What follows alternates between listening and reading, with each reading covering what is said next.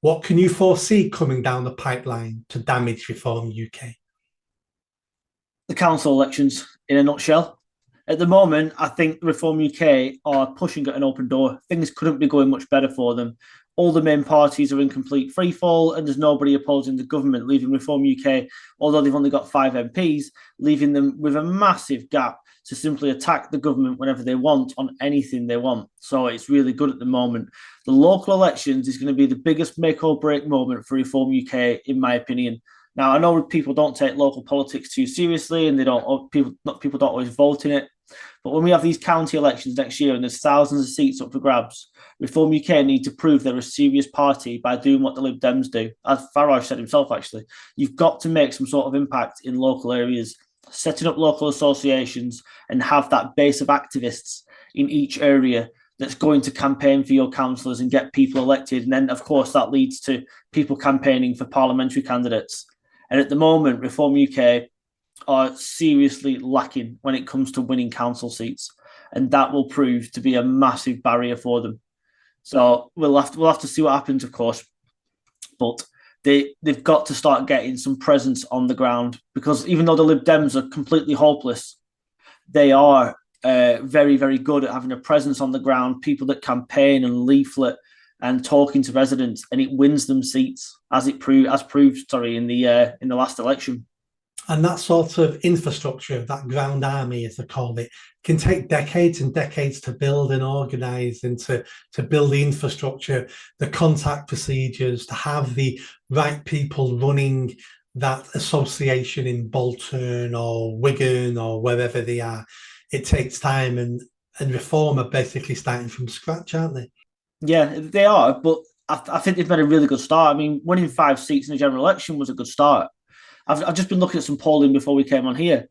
Reform UK have now got a better net favourability than the Labour Party. They're on 28%, whereas the Labour Party has now slumped down to 27%. So they are going in the right direction. As I said, in many ways, they're pushing at an open door, but they've got to start using that advantage. They've got to start pushing it to win more council seats, or win any council seats. That's the main thing. Take control of the council, maybe. Pick your battles. There's no point throwing money in different areas that you're not going to win. Pick your battles well, and then make sure you can get some council seats and maybe even take control of the council. Look where UKIP used to win, for example. You're bound to get some support in those areas, and that's really where they should be looking, in my opinion. So I'm sure they're probably doing that. Can you foresee any home goals with Reform UK? Them supporting something they shouldn't, or making silly mistakes which they shouldn't? Can you see any forced errors coming down the line? I can't see anything at the moment that's going to definitely bring them down or knock them down in the polls. At the moment, like I said, things are going okay. I mean, there's always skeletons in these people's closets. Let's make no mistake about it. So there could be something that could come out in the future. You've got big mouths in there, like Lee Anderson, for example, who tends to run away with himself sometimes. And as much as I like the guy, he does get caught up in himself and sometimes makes some stupid gaffes. So, the only problem I've got, I think, with Reform UK is that they've lost a lot of the right as well. So whether you like people such as Tommy Robinson, for example, is completely up to the individual. But they've completely disowned anybody like that. There's other people on the right as well who slam Reform UK because they want nothing to do with them. And you've got to find a way. You've got to find a way to unite the right, and that's the only way that really they're going to challenge all these parties that are on the left, which is basically every party at the moment that's inside the Commons, apart from Reform UK. And they've got to start getting people who vote UKIP, or any even Heritage Party people, things like that. They might be small, but they've got to try and get these people on side and get them to vote for Reform UK and get behind one banner, rather than having all these little individual parties, because it's just all they're going to do is split each other's vote and get 0 seats once again. Yes, I agree. I'm not sure how Reform achieve that.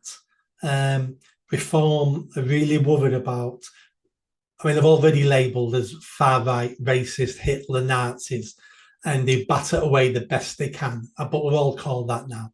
I've come to the conclusion now that far-right just means English patriot. That's all far right now means as an English patriot.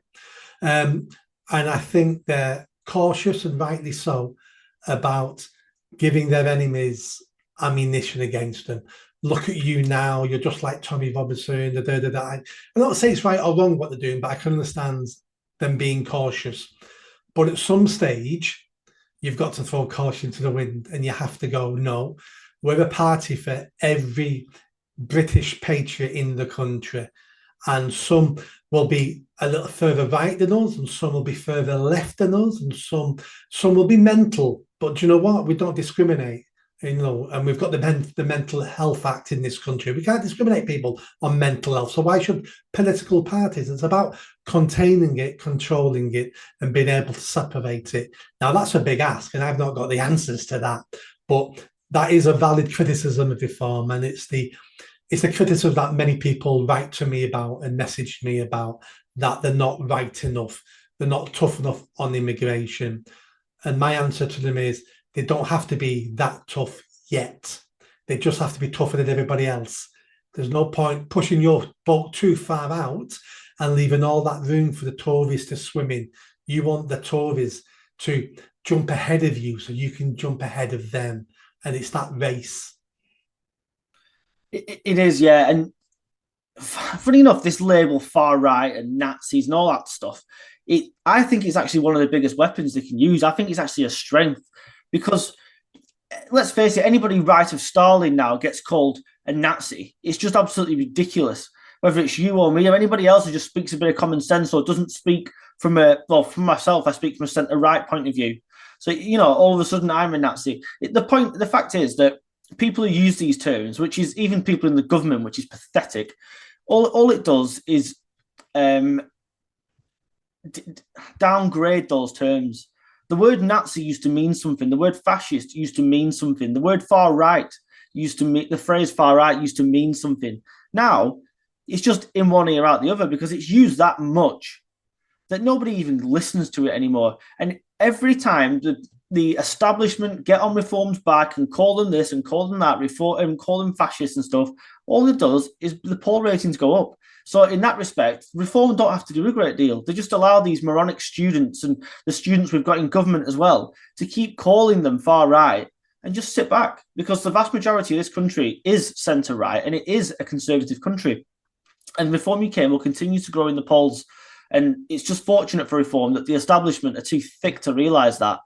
And they support these people, these students who march with stupid Queers for Palestine banners and stuff like that. Get a bloody grip of yourselves. You don't have the first clue what you're talking about. But just leave Labour and the Tories and all that to march with them. And then Reform UK can do their own thing. Like you said, don't give the Tories loads of room. For some reason, Jenrick's trying to go further to the right than Reform UK are. But everyone knows that when he gets into power or gets into to be the leader of the Conservative Party, he's not going to implement any of those policies anyway. Yeah, exactly. We've heard it all before, haven't we?